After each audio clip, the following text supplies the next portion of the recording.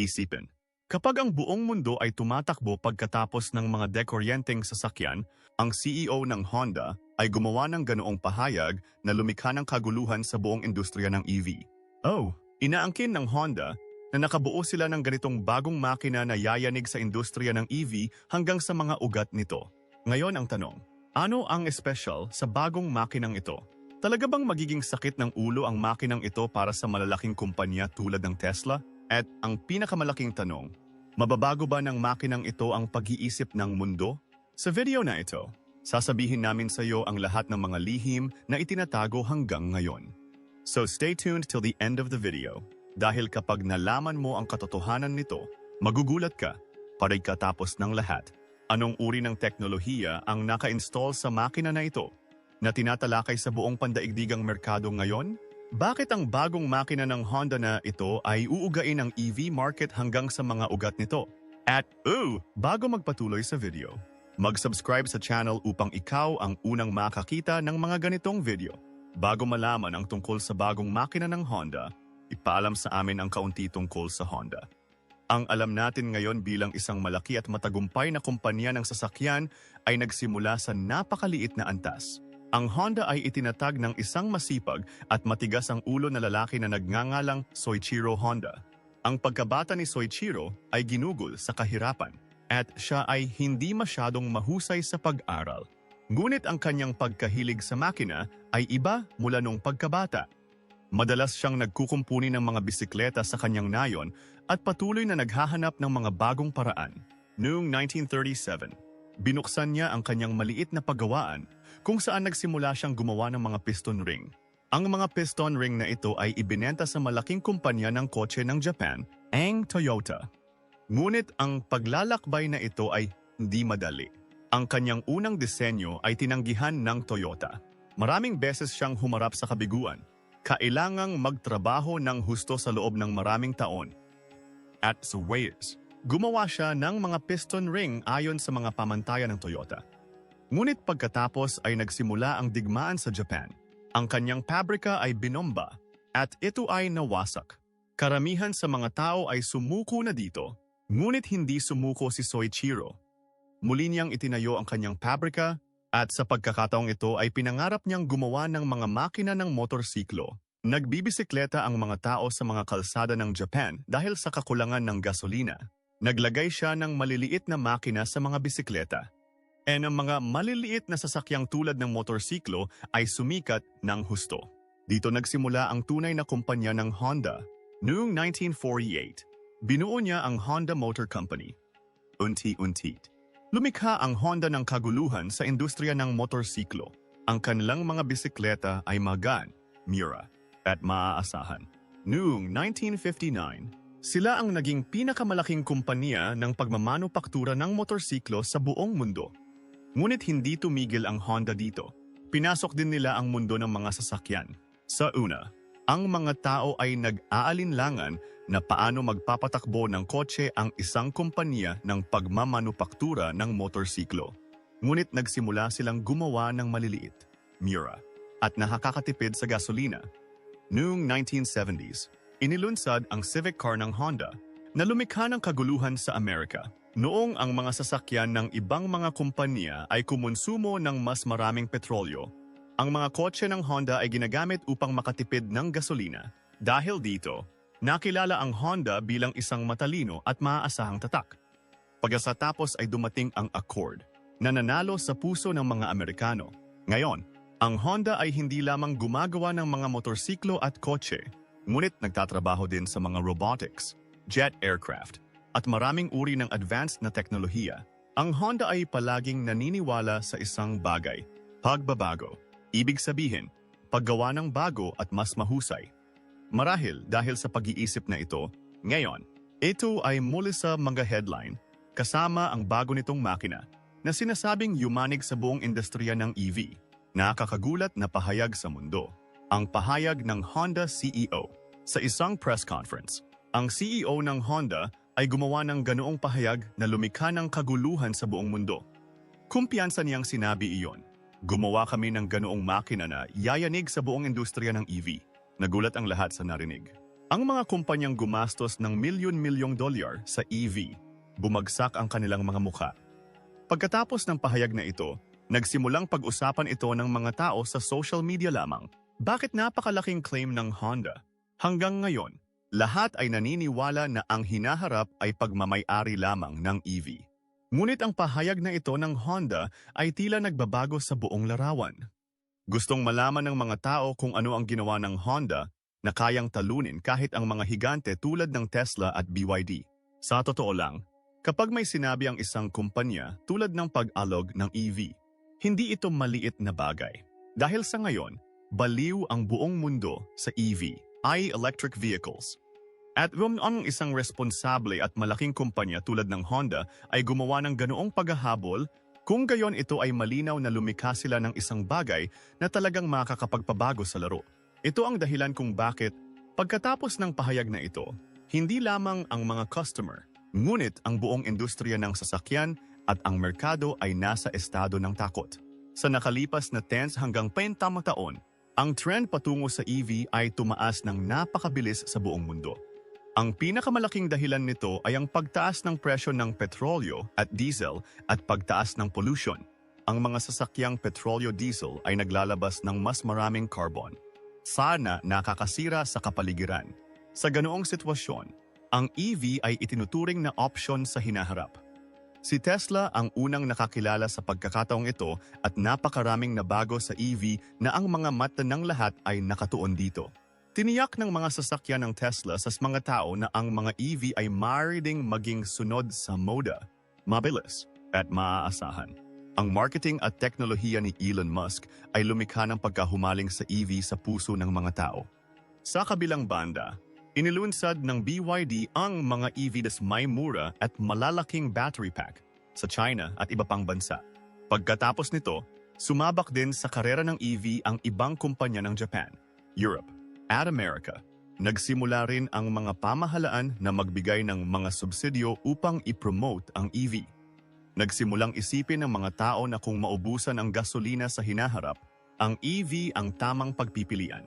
Kaya naman naglunsad din ang mga kumpanya tulad ng Ford, Hyundai, Kia ng mga bagong modelo ng EV. Para sa mga kumpanya ng kotse, ang EV ay hindi lamang naging isang uso, kundi pati na rin isang pagpilit. Ngunit maraming problema sa likod ng ningning ng EV. Ang mga problema tulad ng mataas na halaga ng baterya, abala sa pag-charge, mahabang oras ng pag-charge, at limitadong saklaw ay nakakaabala pa rin sa mga tao. Kahit na ang baterya na ginamit sa paggawa ng EV mismo ay nakakapinsala sa kapaligiran. Ngunit hanggang ngayon, walang kumpanya ang nakapagbigay ng alternatibong mas mura, matibay, at eco-friendly kaysa sa EV. Samantala, ang pahayag ng Honda na gumawa sila ng makina na yayanig sa EV ay nagpapalaki ng pag-asa at tanong ng mga tao. Gustong malaman ng mga tao ngayon kung nahanap na talaga ng Honda ang hinihintay ng buong mundo. Ano ang makinang ito? Ito ay teknolohiya at kababalaghan. Kung mas maraming tao ang nakakarinig tungkol sa bagong makina ng Honda, lalo pang tumataas ang kanilang kuryosidad na malaman ang tungkol dito. Ang tanong, anong uri ng makina ang binuo ng Honda na yayanig sa industriya ng EV sa buong mundo? Una sa lahat, alamin na ang makinang ito ng Honda ay hindi lamang petrol or dekuryenteng makina. Ito ay isang napaka-advanced na hybrid na makina. Ang ibig sabihin ng hybrid ay isang makina kung saan parehong petrol at baterya ang ginagamit. Ngunit ang Honda ay gumawa ng maraming pagpapabuti dito kumpara sa traditional na hybrid. Sa lumang hybrid, panandalian lang gumagana ang baterya at mas umaasa sa petrolyo. Ngunit ang bagong makina ng Honda ay isang game changer sa kasong ito. Pinangalanan ito ng Honda na e-Ultra Hybrid. Ang makinang ito ay talagang isang matalinong sistema kung saan ang petrol engine at ang dekuryenteng motor ay tumatakbo sa napakahusay na coordination na hindi mo mararamdaman kung ano ang nagpapatakbo ng kotse. Kapag ang bilis ay mababa sa mga kalsada ng lungsod, ito ay ganap na tumatakbo sa baterya. Ibig sabihin, walang ginagastos na gasolina, walang ingay, at walang polusyon. Sa kabilang banda, sa sandaling kailangan mo ng higit na lakas sa highway, ang petrol engine ay magsisimula at nagbibigay ng buong lakas kasama ang dekuryenteng motor. Ngayon ay malamang na nagtataka ka kung paano sisingilin ang baterya dito. Kaya nagbigay ang Honda ng isang mahusay na tampok dito na tinatawag na regenerative braking. Na nangangahulugan ito na sa tuwing magpreno o bumagal ang kotse, automatikong masi-charge ang baterya. Hindi mo kailangang maghanap ng istasyon ng pagsingil. Nangangahulugan iyon na ang pinakamalaking problema ng EV, ang pagsingil sa infrastruktura, ay nagtatapos dito. Sinasabi ng mga inhinyero ng Honda na ang mileage ng makinang ito ay higit pa sa EV at gasolina. Ang gasoline ay na-save. Ang hanay ay nagiging napakahaba dahil sa baterya. Ibig sabihin, kapag napuno na ang tangke ng gasolina at na-charge ang baterya, maaari kang maglakbay ng malayo. Iyon din ng walang anumang pag-aalala. Sa mga tuntunin ng pagganap din, ang makinang ito ay nakikipagkompetensya sa EV dahil sa dekuryenteng motor. Napakabilis ng pickup nito. Sa lungsod, nakakakuha ito ng bilis ng kasing kinis at kabilis ng anumang EV at pinagsama sa petrol engine. Nagbibigay ito ng napakalaking lakas sa highway. Ang pinakamalaking tanong ay kung ang makinang ito ay eco-friendly. Ang sagot ay oo. Espesyal itong idinisenyo ng Honda para sa mababang carbon emissions. Gumagamit nga ito ng petrolyo.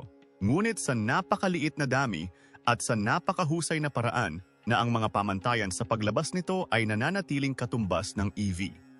Ibig sabihin, sa kabila ng pagiging petrol engine, hindi ito nakakasama sa kapaligiran. Maganda rin ang makinang ito para sa mga customer dahil napakababa ng halaga ng pagpapalit ng baterya. Ang baterya sa isang EV ay napakamahal at kailangang palitan bawat ilang taon. Ngunit sa ganitong sistema ng Honda, mas tumatagal ang baterya at balanse ang paggamit nito. Ang makinang ito ay hindi lamang nagbibigay sa mga tao ng mga benepisyo ng isang EV, tulad ng higit na saklaw, mas counting pollution, mabilis na pag-pickup. Ngunit inililigtas din sila mula sa mga problema ng isang EV. Walang abala sa paghahanap ng charging station, walang takot na mabilis maubos ang baterya, at hindi na kailangan ng gasolina para sa malayuang paglalakbay. Ipinakita ng Honda na ang teknolohiya ay hindi limitado sa mga EV lamang. Kung ilalapat ang tamang pag-iisip at pagsusumikap, maaari ding gumawa ng kombinasyon ng petrolyo at bateryas na maaring makipagkompetensya sa mga EV tas mapatunayang mas magandang option para sa mga tao. Bakit napakahusay ng teknolohiya ng baterya sa makinang ito? Ang teknolohiya ng baterya na ibinigay kasama ng bagong makina ng Honda ay kasing ganda ng makina mismo. Iniisip ng mga tao na ang baterya ay baterya lamang. I-charge ito, gamitin ito, at tapos na. Ngunit sa katotohanan, ang bateryang nilagyan ng makinang ito ay mas nauuna kaysa sa mga bateryang nilagyan ng iba pang sasakyan. Ang espesyalidad nito ay nalutas nito ang pinakamalaking problema ng parehong EV at petrolyo. Una sa lahat, ang bateryang ito ay idinisenyo sa paraang ito magtatagal. Ang pinakamalaking reklamo ng EV ay ang baterya ay nagiging mahina pagkatapos ng ilang taon at kailangang palitan. Danisa na nagkakahalaga ng malaking pera. Ngunit ang bateryang ito ng Honda ay ginawa mula sa mga naturang cell at chemical na makatiis ng higit pang mga cycle ng pag-charge at hindi mabilis na masira. Ibig sabihin, tapos na ang abala ng paulit-ulit na pagpapalit nito. Ang pangalawang pinakamalaking tampok ay ang pagsingil nito. Ang mga mandamdo ay madalas na nagagalit sa EV na ang pag-charge ay tumatagal ng ilang oras. Ngunit ang Honda na bateryang ito ay may special na teknolohiya ng mabilis na pag-charge. Ibig sabihin, kapag nasira o bumagal ang sasakyan, patuloy na nagcha-charge ang baterya mismo. Ito ay tinatawag na regenerative braking. Hindi mo kailangang maghanap ng hiwalay na istasyon ng pagsingil. Ang pangatlong bagay ay ang bateryang ito ay napakagaan. Ay baterya ng isang EV is mamaydot na nagpapataas sa bigat ng kotse at nagpapababa ng saklaw. Ngunit ginamit ng Honda ang magaan na material at matalinong disenyo sa baterya nito. Pinapanatili nitong liwanag ang kotse at pinapataas din nito ang mileage. Ang isa pang kamangha-manghang bagay ay ang paghahatid ng kapangyarihan nito. Nagbibigay ng kuryente ang bateryang ito sa paraang nananatiling kasing bilis ng EV ang pickup ng sasakyan. Ibig sabihin, sa sandaling pinindot mo ang accelerator, bumibilis kaagad ang sasakyan. Binigyang pansin din ng Honda ang sistema ng paglamig ng bateryang ito. Ang baterya ng isang EV ay umiinit ng husto at kung minsan ay nagdudulot ng mga problema dahil sa sobrang pag-init. Ngunit isang espesyal na sistema ng paglamig ang na-install sa bateryang ito na palaging nagpapanatili sa baterya sa tamang temperatura. Ginagawa nitong mas ligtas ang baterya at gumagana ng maayos sa mahabang panahon. Pinakamahalaga, ang bateryang ito ay mas mahusay din para sa kapaligiran. Ang mga metal na ginamit sa paggawa ng mga baterya ng EV ay nakakapinsala sa kapaligiran. Ngunit ang Honda ay gumamit ng mas eco-friendly na material dito. Ang mga bateryang in Honda ay as ginawang isinasa-isip ang lahat ng mga reklamo ng mga tao. Mabilis itong mag-charge. Mas matatagal. Mas mura. Pinapanatili ang liwanag ng sasakyan at malakas din. Ito ang dahilan kung bakit sinasabi ng mga tao matapos itong makita na ang Honda ay talagang gumawa ng buong paghahanda upang makipagkumpetensya sa EV. At kapag ang napakalakas na baterya ay pinagsama sa advanced na makina na ito, hindi na kailangang sabihin na ang kombinasyong ito ay maaring magbago sa laro ng merkado sa mga darating na panahon. Pinatunayan ng Honda na ang baterya ay hindi lamang isang pangalan para sa pag-charge at pag-discharge. Ngunit ito ay isang bahagi ng teknolohiya na maaaring baguhin ang karanasan ng buong sasakyan. Ang epekto nito sa pandaigdigang merkado. Matapos ang paglulunsad ng bagong makina ng Honda na ito at ang mahusay na teknolohiya ng baterya nito, ngayon ang mga mata ng lahat ay nakatuon sa kung ano ang magiging epekto nito sa merkado ng buong mundo. Ngayon, ang EV ay electric vehicles ay itinuturing na trend ng hinaharap. Ang mga kumpanya tulad ng Tesla. BYD ay kumikita ng crores batay sa EV. At halos lahat ng bansa ay gumawa din ng mga patakaran upang ipromote ang EV. Ngunit ang bagong claim na ito ng Honda ay nagsimulang baguhin ang larawan. Una sa lahat, mahalagang maunawaan na ang pinakamalaking problema ng EV ang infrastruktura sa pagsingil. Ang mga istasyon ng pagsingil ay na-install sa isang malaking lawak sa mga bansa tulad ng Amerika at Europe. Ngunit sa malalaking merkado tulad ng Asia, Africa, at Latin America, ang pagsingil ng EV ay sakit pa rin ng ulo para sa mga tao. Mas gusto pa rin ng kanilang mga tao ang mga sasakyang petrolyo-diesel. Sa ganoong sitwasyon, ang hybrid ni makina ng Honda na ito ay hindi kukulangin sa isang boon para sa mga merkado na ito. Dahil walang abala sa paghahanap ng istasyon ng singilin at kumonsumo din ito ng mas kaunting gasolina. Pangalawa, wala pa rin sa budget ng karaniwang tao ang EV. Ang mga sasakyan ng Tesla at BYD ay mahal pa rin. Sa kabilang banda, inaangkin ng Honda na ang kanilang makina ay maaaring mai-install sa mga murang sasakyan na abot kamay ng parami. Ibig sabihin, ang mga middle class na tao ng mga bansa tulad ng India, China, Indonesia, Brazil ay maari na ring bumili nito na ngayon. Ito ay maaring magbigay sa Honda ng isang napakalaking pangunguna sa mga malaki at umuusbong na mga merkado. Magkakaroon din ito ng epekto sa Amerika at Europe. Kahit na nagiging sikat ang EV doon, mayroon pa ring malaking population na nababagabag sa limitadong saklaw at oras ng pagsingil ng EV. Anong ganitong mga tiyak sa arikta na ngayong tumingin patungo sa teknolohiyang ito ng Honda? At kung ilulunsad ng Honda ang teknolohiyang ito doon sa tamang presyo, maaari itong magdulot ng hamon para sa Tesla at iba pang mga kumpanya ng EV. Nagsimula na ring magpakita ang epekto sa stock market ng mga kumpanya ng pagmamanupaktura ng EV. Sa sandaling dumating ang pahayag na ito ng Honda, bumagsak ang mga bahagi ng maraming kumpanya ng EV dahil naramdaman ng mga mamumuhunan na ngayon ay isa pang malaking opsyon ang dumating sa merkado kumpara sa EV. Nanangangahulugan ito na sa mga darating na panahon, ang mga mamumuhunan ay hindi lamang magtaya sa EV. Maapektuhan din ang mga patakaran ng gobyerno. Hanggang ngayon, ang mga gobyerno ay nagbibigay lamang ng subsidy sa mga EV at pinipigilan ang mga sasakyang panggasolina. Ngunit ngayon na ang Honda ay nagpakita ng isang eco-friendly at mababang emission na makina, maaari ding isaalang-alang ng mga pamahalaan ang pagsulong nito. Gamit ang bagong makina ng Honda, isang bagong karera ang nagsimula sa pandaigdigang merkado. Ngayon ang mga kumpanya ng EV ay kailangan ding gawing mas mura ang kanilang teknolohiya at ang mga kumpanya ng petrolyo ay kailangan ding gawing mas eco-friendly ang kanilang mga sasakyan. Pinatunayan ng Honda na ang EV ay hindi lamang ang hinaharap, ngunit ang mga lumang sistema ay maaari ding mapabuti sa batayan ng teknolohiya. Ngayon ay nananatiling makikita kung paano hinarap ng ibang mga kumpanya ang hamon na at kung saang direction ang mga customer ay nagpapakita ng higit na hilig. Ngunit tiyak na ang paglipat na ito ng Honda ay lumikha ng kaguluhan sa industriya ng sasakyan sa buong mundo at magkakaroon ng maraming talakayan tungkol dito sa mga darating na ilang taon. Nagawa na ng Honda ang paglipat nito. Ngayon lang ang oras ang magsasabi kung sino ang mananalo sa laro. Tensyon ng mga kumpanya tulad ng Tesla at BYD. Kung sino man ang naging pinaka-hindi mapakali pagkatapos ng anunsyo ng bagong makina na ito ng Honda, kung gayon ito ay ang malalaking kumpanya ng EV tulad ng Tesla at BYD. Hanggang ngayon, ang mga kumpanyang ito ay komportable sa pag-akala na ang hinaharap ay ganap na pagmamay-ari ng EV at lahat ng iba ay maiiwan.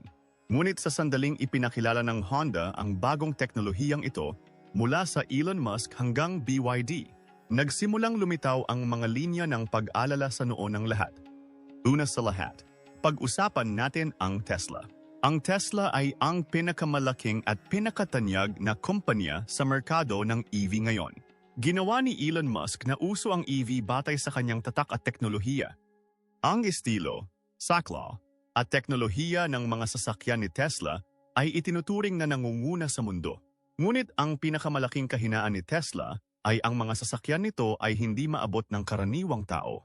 Ang mataas na presyo at ang abala ng pagsingil ay nagpanatiling mahina sa hawak ni Tesla sa maraming bansa.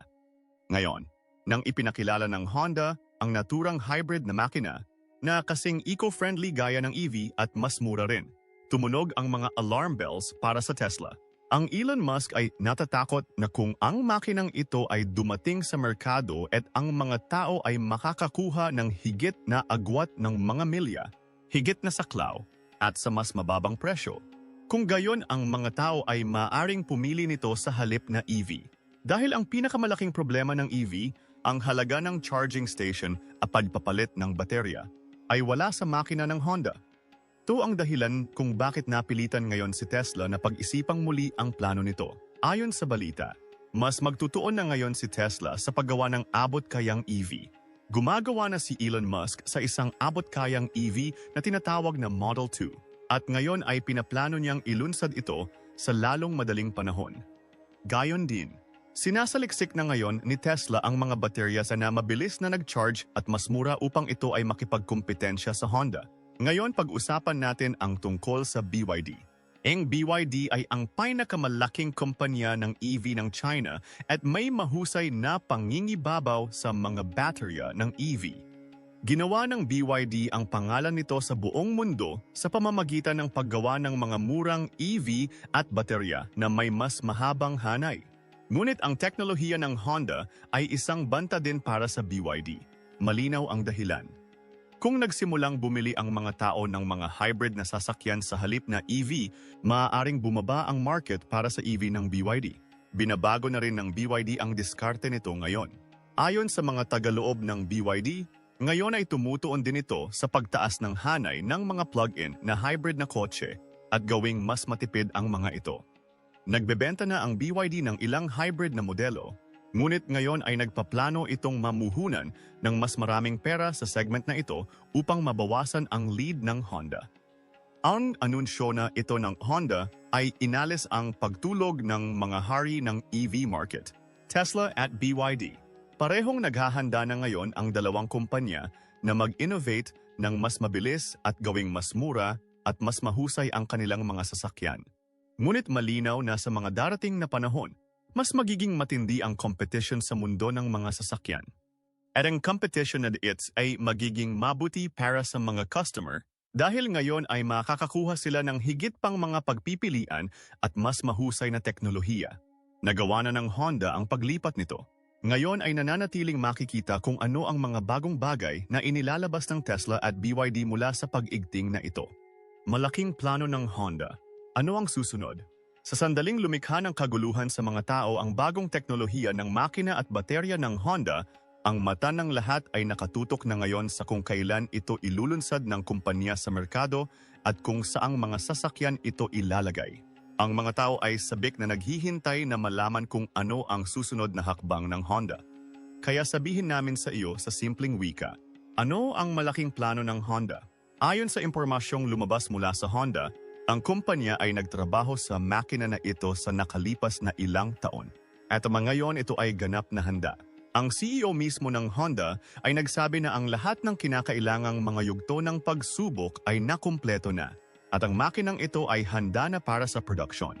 Nilalayon ng kumpanya na unang ilunsad ang makinang ito sa mga piling bansa sa pagtatapos ng taon. Magsisimula ito sa malalaking merkado tulad ng Amerika at Japan, kung saan mabilis na gumagamit ng bagong teknolohiya ang mga customer. Ngayon ang tanong ay lumitaw kung ang makina na ito ay magagamit sa bawat sasakyan or sa mga premium na sasakyan lamang. Kaya't sinabi ng Honda na sa simula, ang makinang ito ay ibibigay lamang sa ilang mid to high segment na sasakyan ng kumpanya. Ang teknolohiyang ito ay unang ipakikilala sa mga modelo tulad ng Honda Accord, Honda CR-V. Ang dahilan nito ay medyo mas mataas ang gastos nito sa simula at nais ng kumpanya na i-target muna ang mga customer na handang magbayad ng kaunti pa para sa bagong teknolohiya. Ngunit ang plano ng Honda ay hindi limitado dito lamang. Malinaw na sinabi ng kumpanya na sa susunod na 2 hanggang 3 taon, gagawin nitong mas abot kaya ang makinang ito upang mai-install din ito sa maliliit at budget-friendly na sasakyan. Ayon sa Honda, habang tumataas ang produksyon nito at tumataas ang laki, bababa rin ang gastos nito. Parang natapos ang makinang ito ay magsisimulang dumating sa Honda City, Jazz, at kahit ilang maliliit na SUV. Ang isa pang malaking plano ng Honda ay hindi nito nais na limitahan ang makina na ito sa mga kotse lamang. Nilalayon ng kumpanya na ipakilala ang teknolohiyang ito sa mga two-wheeler nito. Ibig sabihin, mga bisikleta at scooter, sa darating na panahon. Kung mangyayari ito, magiging game changer ito dahil kahit ngayon, maraming tao sa buong mundo ang nagbibiyahe gamit ang mga bisikleta at scooter at gusto nila ng mas mura at maaasahang opsyon kaysa sa EV. Ang Honda ay hindi lamang nakatutok sa mga pribadong sasakyan. Sa darating na panahon, ipakikilala din ng kumpanya ang makinang ito para sa mga taxi at commercial na sasakyan. Dahil ang abala sa pag-charge at limitation ng baterya ay isang malaking problema para sa mga taxi driver at mga negosyante. Malinaw na ang malaking plano ng Honda ay inihanda ng maingat. Gusto nitong unti-unting dalhin ang makinang ito sa bawat segment. Magsisimula ito sa premium at mid-segment.